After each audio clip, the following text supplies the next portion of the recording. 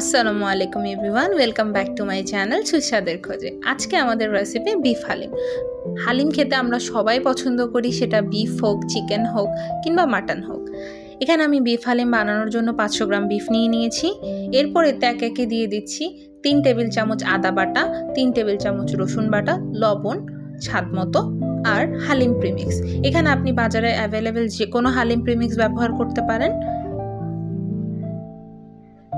সবগুলো মশলা দিয়ে আমি ভালোভাবে মাংসটাকে ম্যারিনেট করে নিচ্ছি। এবার প্যাকেটে থাকা ডালের প্রিমিক্সটাকে আমি ভালোভাবে মিক্স করে নেব। এখানে আমি মিক্স করার জন্য 2 কাপের মতো পানি ব্যবহার করছি।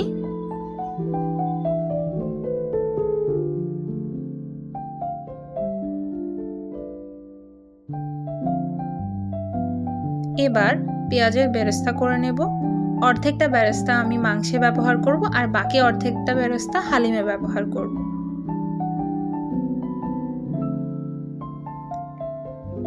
এই তো বেরেস্তা প্রায় রেডি হয়ে গেছে। এবার আগে থেকে ম্যারিনেট করে রাখা মাংসের মধ্যে বেরেস্তার তেল দিয়ে দিচ্ছি। সাথে অর্ধেকটা বেরেস্তা দিয়ে আমি মাংসটাকে সিদ্ধ হওয়ার জন্য রেখে দিচ্ছি।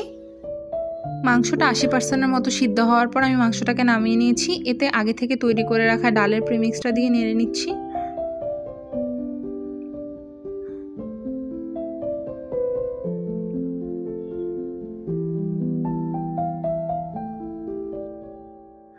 পানি শুকিয়ে হালিমটা ঘন হয়ে গেছে। এতে আমি 1 কাপের মতো এখন পানি দিয়ে দিব।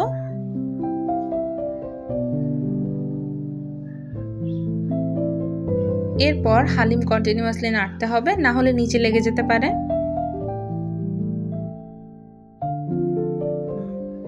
এই তো হালিম প্রায় হয়ে এসেছে। হালিমের সুন্দর একটা টেক্সচার চলে এসেছে, আপনারা দেখতেই পাচ্ছেন ভিডিওতে।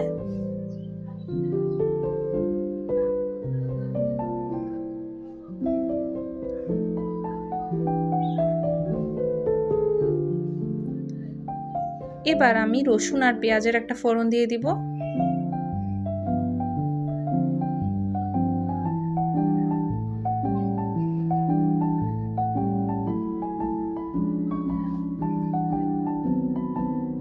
এরপর আদা কুচি, লেবু, পুদিনা পাতা সাথে সুন্দরভাবে হালিমটাকে আমি সার্ভ করছি।